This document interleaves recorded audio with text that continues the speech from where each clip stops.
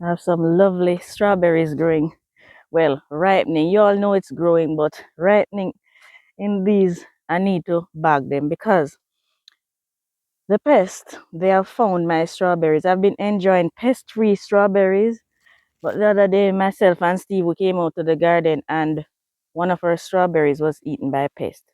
Not only do I have the birds to worry about now, but I have some little snails in there that are antagonizing my strawberries.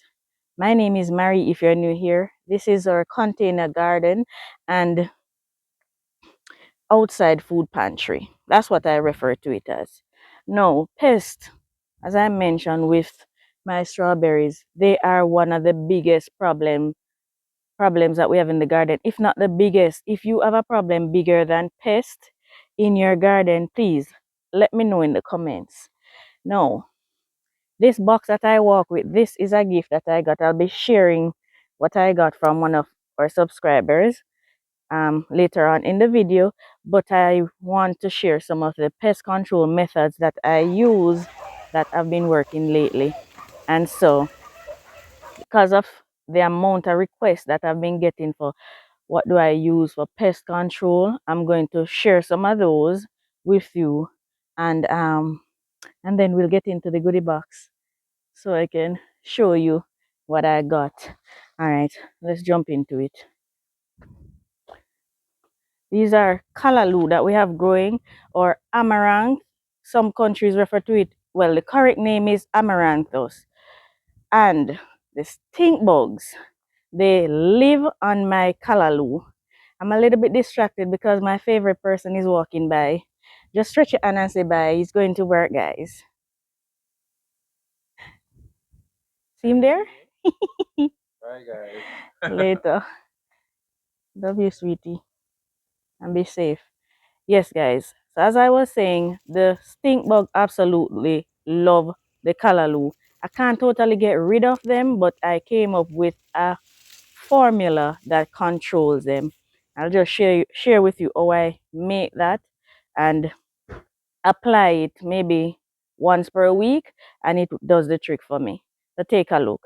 There is one ingredient that I'm using from my garden that is in abundance, so I wanted to share that with you. So I'm going to be using baking soda,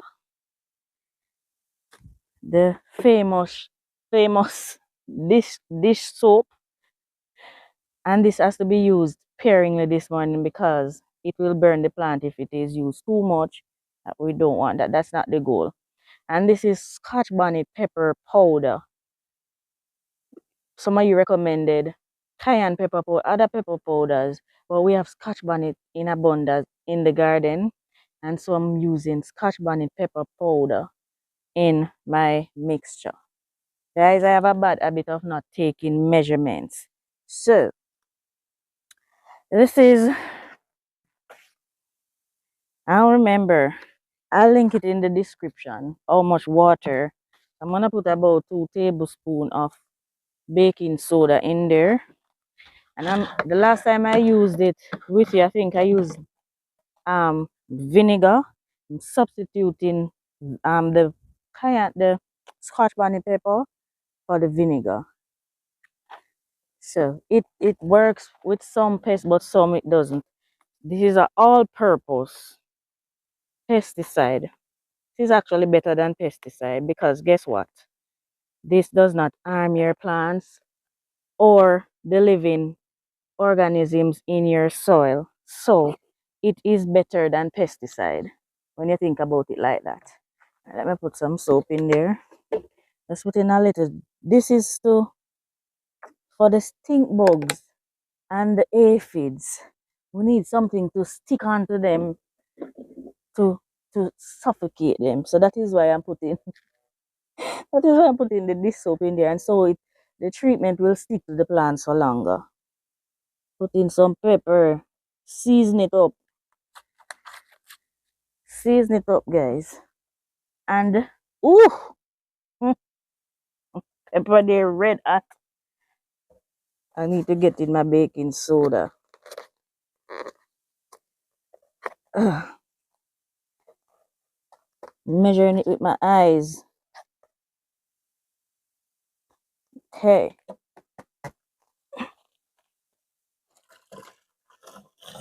Use the water to mix it up.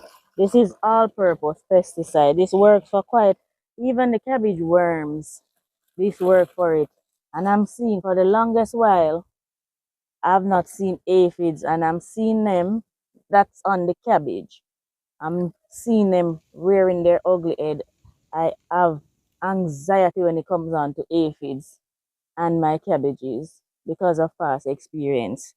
They just took out my cabbage. Can't afford that. The soap water will stick onto their exoskeleton and dry them out. Now, once upon a time, I had tremendous difficulty keeping my pepper plants looking healthy and producing well. And that's due to the overwhelming attack by whiteflies. Whiteflies love pepper plants. Bye, baby. Whiteflies absolutely love pepper plants. No, the natural remedy to treat that is marigold. Marigold planted close to your pepper plants, so I'll have them in and around the area where the pepper plants are being planted or grown, and that keep the whiteflies at bay. No whiteflies. But aphids aren't afraid of marigolds at all. The aphids will still attack the pepper plant, and so I had to find other means of controlling the aphids. And where there is aphids, there are going to be ants. And I've also found a remedy for taking care of the aphids and ants on my pepper plants so that they can produce amazing fruits. Let me share that with you also. This is my Scotch bonnet pepper. Look at this. When I tell you that gardening is a constant thing, but you know what? I'm going to fix their business. This is white flies and aphids. I'm going to fix their business. So in here, this is my diatomaceous earth, and I'm going to um that's what I'm going to put on the peppers too.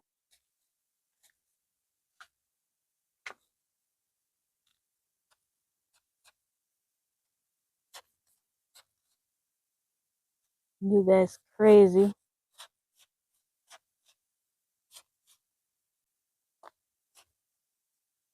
I think this is the best thing ever.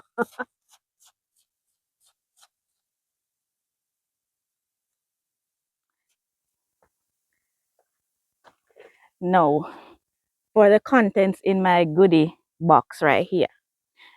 To be honest, I myself have not gone through everything that is in there. Now, this was purchased from my Amazon wish list by Althea. I'll just put one of her latest comments. She's always on the videos, and so she purchased this. It is a garden tool set. I'll put a link in the description if you like it after seeing what's in there. So, it's cute and packaged nicely. Like this company made these for gifts. Well, for person to give to others. Okay. So that's what in there look like. Thank you so much, Althea.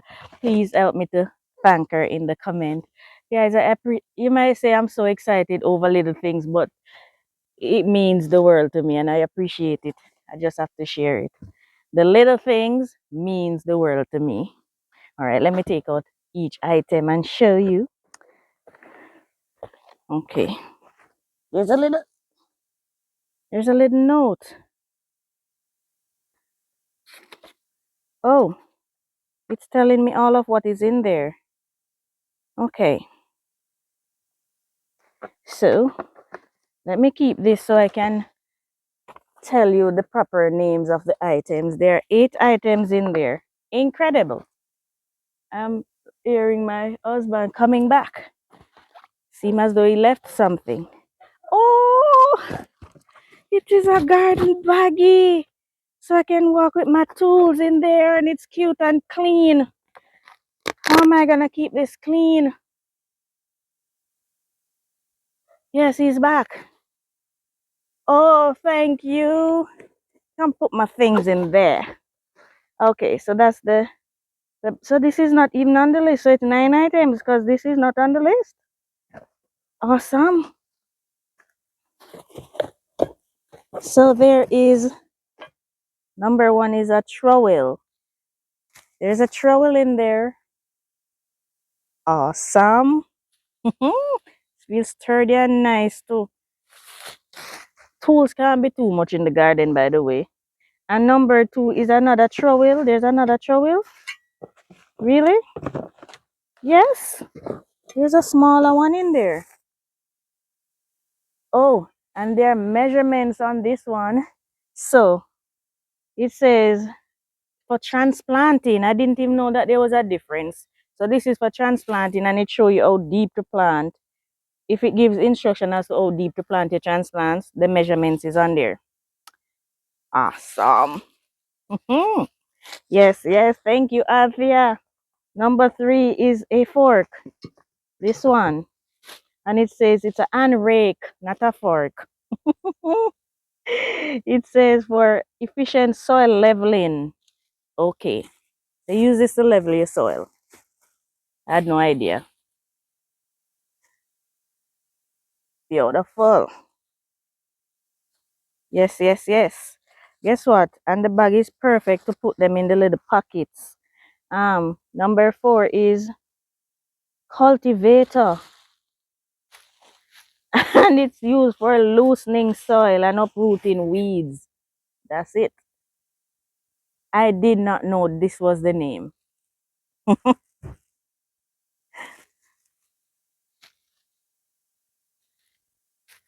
What's daddy doing? Okay, number five is and weeder. And weeder. Ideal for removing weeds and roots while protecting surrounding plants. Oh, and that's what it looks like. I don't know how to use this. I'm gonna have to look it up. I don't know how to use this one. Number seven are gloves. No, six. I am at six. Twig shears. I got a little shear. Cute. Cute overloads. Oh, it worked. Oh, there. Amazing. Thank you. This is gonna be so useful. Thank you so much. And number seven is work gloves. Thank you for protecting my hand. Guys, she bought this so long ago, but I had to wait for it to get here. I seen I'm in Jamaica and it was delivered to my US shipping address. That's on my thing. Thank you. And last but not least, you know we're battling with pests, right? This is perfect to walk with in the garden with my soapy water. When I don't bring the big watering can, I can just walk with my soapy water in this. Perfect for small jobs. Thank you so much. So let me, without taking them out of their baggies, let me arrange them in my tote. I think this is called a tote. It's not even on the list. This is a bonus. So I can put them in like so. Look here. This is Bossy living on the rocks. Look at this. Put my water bottle in here. I appreciate you guys so much. All of my tools can fit in there. It's so cute.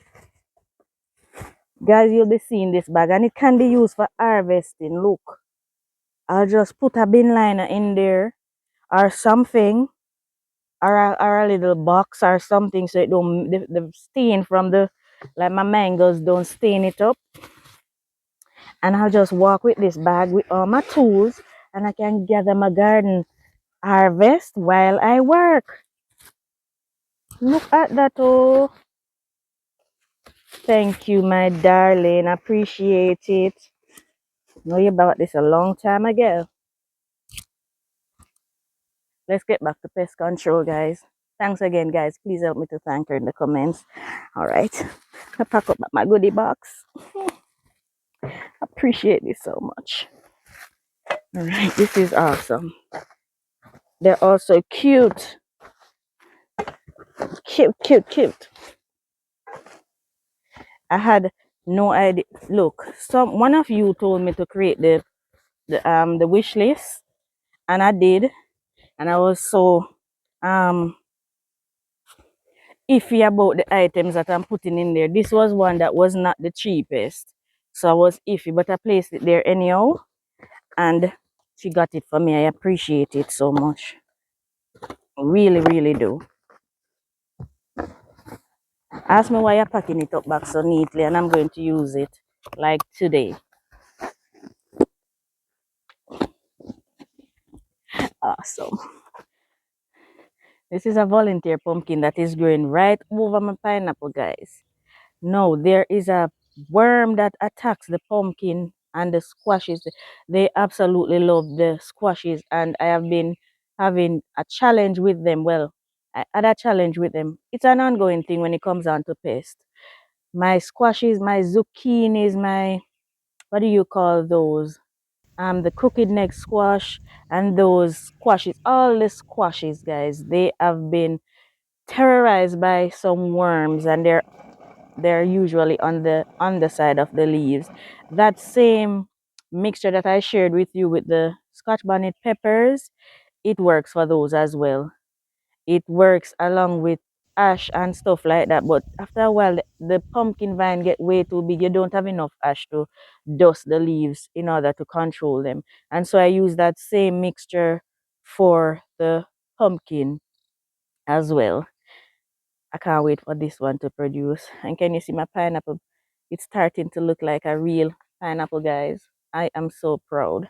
Now, there are other pest control methods that I use and I'm experimenting with as well. I use like the garlic water and onion water, and recently I tried Miss Ann's scallion water, and those have been keeping the pest at bay. And that's why the garden is looking way better than it looked last year this time, because the pests, I am controlling them a little more efficiently. As I speak, this is what we're talking about regarding those little worms. If you look closely on the pumpkin leaf, let me try and have it focus for you.